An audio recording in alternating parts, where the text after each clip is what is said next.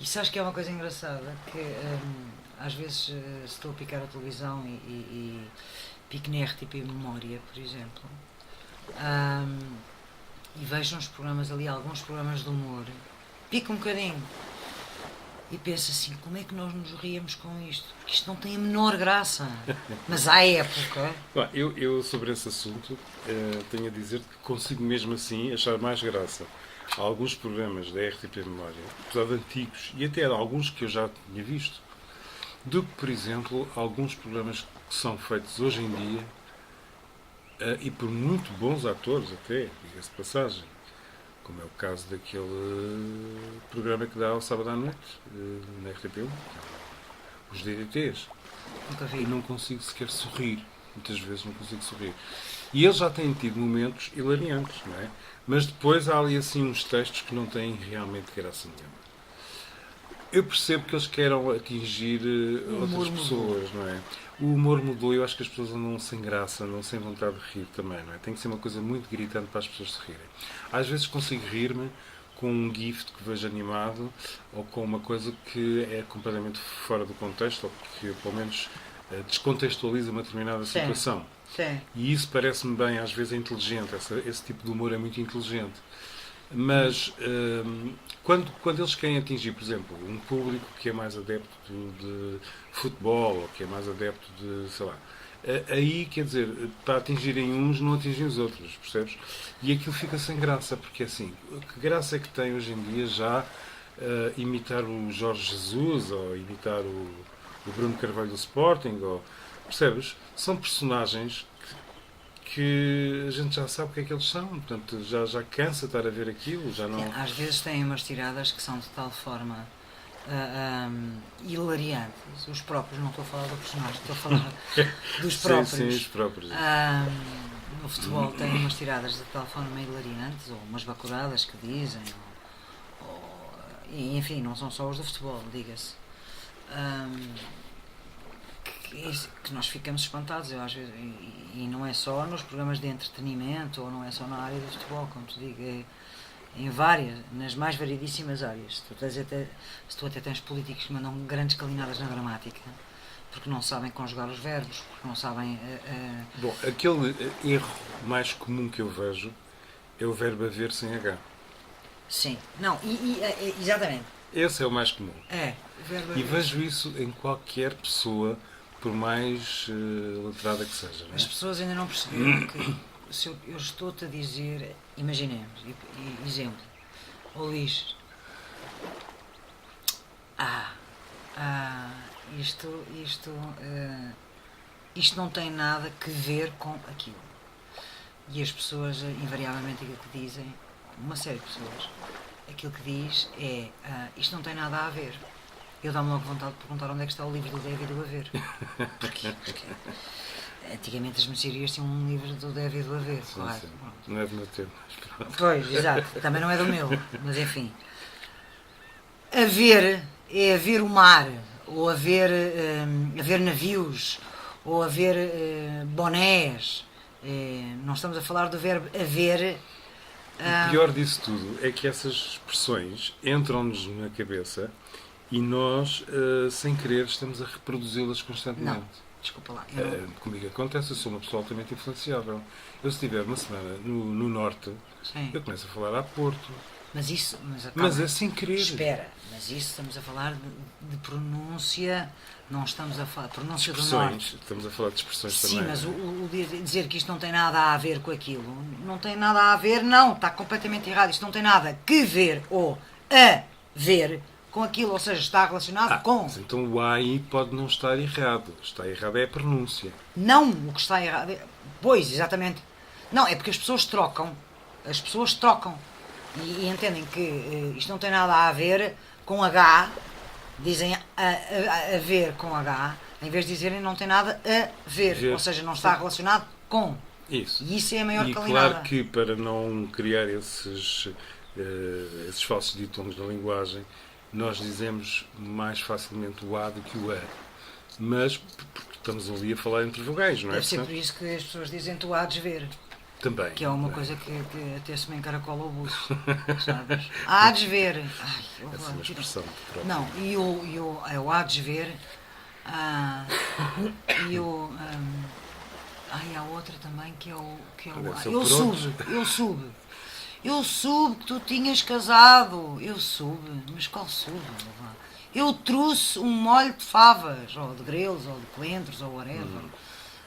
Eu soube, eu trouxe toadas, prontos. Uma coisa que me engalinha solenemente é o. O quê? Aquele? É 5 estrelas. Ouve lá. Michelin, talvez. Não? Hã? 5 estrelas Michelin. Oh, 5 estrelas. Não, mas há quase- expressões que as pessoas. Enfim, Mais vale dizer que é topo de escama. Já As em vez pessoas- de dizer que não dizem que é topo de gama, dizem que é topo de escama, que eu essa também acho Eu no outro hilariante. dia, a propósito daquela cena lamentável e caricata que aconteceu lá para cima para uma praia do Norte, de um casal que estava a fazer sexo em frente à criança. Sim. Eu fui ver a fonte daquilo, quer dizer, fui ver uma das fontes daquilo só para Sim. ver quem, o quê e onde Sim. filmou, não sei o quê. E então fui dar a um site, não sei se aquilo é um site, se é um blog, não faço ideia, que estava repleto, mas repleto calinadas. dessas pérolas da nossa linguagem. Uma dessas pérolas que lá estava escrita era os indivíduos, Sim. indivíduos, Ouve, mas então é assim, no Facebook tu apanhas as coisas mais inacreditáveis que tu possas imaginar. Para já é assim, agora põe-se hífen em tudo quando são advérbios. Tudo, sabes? Evidente, tracinho mente. Óbvia, tracinho mente. Tudo leva hífen. Tudo, sabes? Eu já vi, inclusivamente, escrito parabéns com para tracinho bens. bom, isso é inacreditável, não é? Mas eu tenho visto também coisas dessas. Eu não sei se isso tem a ver com o ensino. Não, eu acho que tem a ver com o ensino, com certeza que sim, mas tem sobretudo a ver, acho eu, a ver. A ver, Sobretudo exatamente. E a não, ver não tem com- nada a ver. Pois. A ver. Mas está relacionado com a forma como as pessoas escrevem, que é, ou seja, elas escrevem conforme ouvem. Pois. E portanto isso é uma iliteracia para todos os efeitos. Não é? Portanto, as Claro, pessoas quando escrevem claro. como ouvem, Claro. escrevem esse tipo de coisas. Escrevem disparates, escrevem palavras erradas, escrevem coisas que não fazem até sequer sentido muitas vezes. Não é? Pois, perdeu. Claro que Sabes, eu acho nós, que limpo. quando lemos aquilo, distanciamos-nos um pouco e percebemos o quê? Percebemos que a pessoa está a escrever conforme ouviu. Mas é preciso ter um bocadinho de noção de que quem fala, muitas vezes, aquilo que diz não se escreve. Pois, não é? e sabes, eu acho leem pouco. As pessoas leem muito pouco. É uma pena. E os livros não são baratos. Mas hoje em dia tu tens acesso, quem tem internet tem acesso a uma vasta biblioteca, não é? Quer dizer, pode ler Sim. praticamente tudo, não digo tudo, mas boa parte das obras estão disponíveis online. Eu desculpo mais facilmente uma pessoa que não tenha de facto formação académica. Hoje em dia convivo, como sabes, muito com pessoas da terceira idade. Sabes que eu sou de uma geração, e tu provavelmente também, não é? Somos quase da mesma idade, em que havia muitos autodidatas. Isso hoje não existe. Não é? O autodidatismo, se calhar, acontece noutras áreas, não na área da cultura geral. Talvez as pessoas aprendam por si só, muitas vezes, a lidar com a informática, com alguma coisa prática, digamos assim. Mas com a cultura, eu hoje em dia não vejo Não te isso. esqueças que nós fazíamos trabalhos para o liceu e para a faculdade agarrados às enciclopédias em casa. Tínhamos que ir procurar. Dava-nos imenso trabalho, porque às vezes eu lembro-me de fazer trabalhos e aquilo era uma chatice, porque às tantas era uma mesa carregada de livros com dicionários, enciclopédias e o diabo a quatro para encontrar aquilo que nós queríamos e obtermos o máximo de informação E possível. hoje, no computador, Hoje, à resolve distância tudo, de um não é? clique, tu tens tudo, por isso é que se faz com tanta frequência. Pois, O e à chamado distância de um copy-paste, clique- que os miúdos Exato. copiam Mas tudo à da distância internet. de um clique, tu também podes ter aquilo que não te interessa. Exatamente. Ou seja, Tens de saber fazer uma triagem. é preciso fazer uma triagem muito rigorosa das fontes, Claro. porque claro. tu podes encontrar coisas escritas sobre um determinado assunto, mas que são escritas por alguém que se calhar não sabe do que está a falar, ou então está a falar, está a fazer copy-paste, como tu acabaste de dizer, não é? E, portanto, às vezes essas fontes são muito duvidosas. E eu reconheço que para pessoas pouco experientes, e quando digo pessoas pouco experientes, também os jovens, não é? Sobretudo aqueles que estão a estudar, muitas vezes não têm esse critério. O critério de escolha do sítio onde estão a tirar a informação. A fonte da informação é fundamental para que a credibilidade de um assunto seja notada, seja para que um assunto seja credível quando está escrito, quando está exposto. Claro. Quando a pessoa vai procurar a primeira coisa que lhe aparece, muitas vezes vai encontrar aquilo que não lhe interessa. Que ela julga que é interessante, mas não é. Não é? Isso, eu acho que isso tem muito a ver tem muito a ver com a maneira como se calhar alguns miúdos são preparados para trabalhar, sabes? Eu acho que se facilitaram muitas coisas nestes últimos tempos, mas esse facilitismo ainda não entrou digamos, numa ordem crescente de critério e de apuramento. Mesmo os próprios professores, se calhar, muitas vezes, não sabem muito bem orientar os alunos para os sítios certos, não é?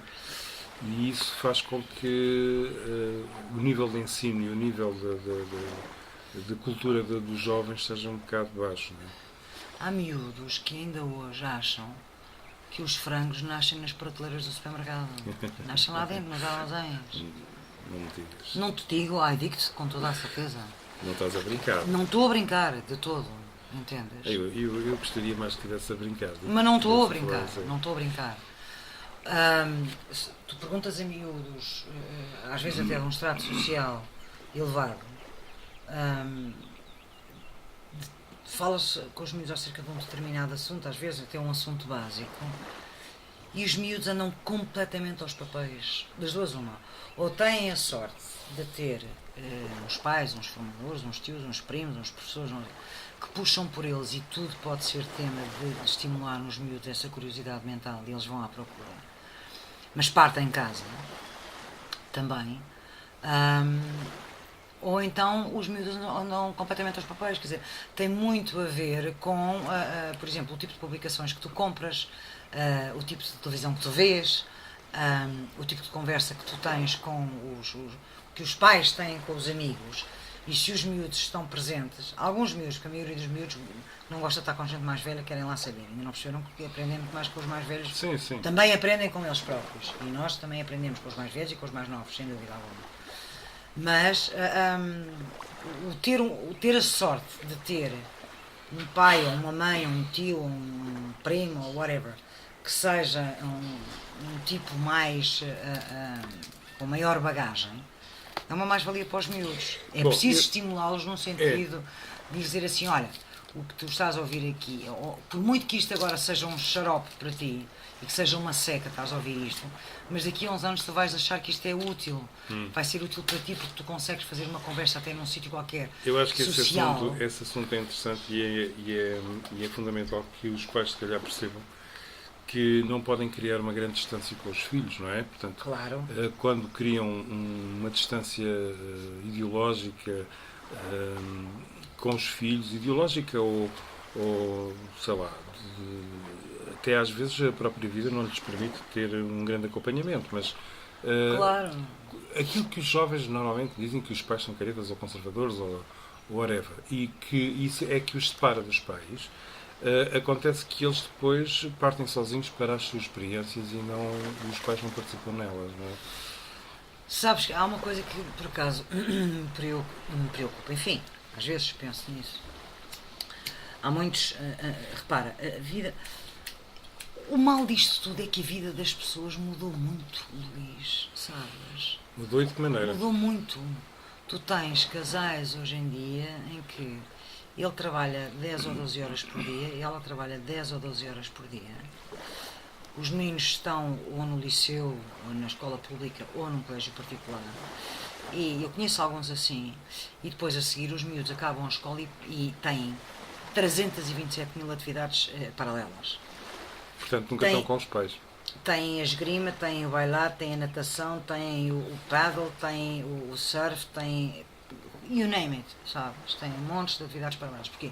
Porque os miúdos, enquanto estão ali ocupados com aquelas atividades todas, ou porque às vezes não há pessoal que fica em casa a tomar conta dos miúdos, quando os miúdos chegam, portanto, os miúdos são entretidos ali uma série de tempo, dispersam-se, têm as mais variedíssimas atividades. E depois qual é o tempo que sobra para convívio de qualidade, sabes? De partilha de qualidade. Muito pouco, não é? Muito pouco. Porque se o pai chegar a casa às 10 ou às 11 da noite e a mãe chegar a casa às 9 da noite e depois a seguir os pais ainda vão para o ginásio porque têm que ir descomprimir de um dia que tiveram a trabalhar assim de uma forma alucinante e precisam descomprimir. Depois chegam a casa e se tiverem a sorte de ter uma empregada que lhes faz um jantar, chegam a casa e têm um jantar pronto. E depois das duas, os miúdos, muitas vezes enfiam-se sozinhos nos quartos com os seus computadores, com os seus telemóveis. Muitas vezes, eu acho que isso é permanente, não é? Portanto, O quadro familiar de hoje em dia é todos sentados à mesa, cada um com o seu telefone. Está mal. Mas esse é o quadro. Mas está mal, está errado. Porque o prazer da conversa, o tempo de qualidade para de conversa... terminarmos esta conversa, este tema, sim. Eu vou-te contar uma história. Que há tempos eu estive num hotel, alguns no norte, Sim. E portanto nós fomos com aquela modalidade de pensão completa. Sim. Portanto fazíamos as refeições todas no hotel. E havia uma família numerosa,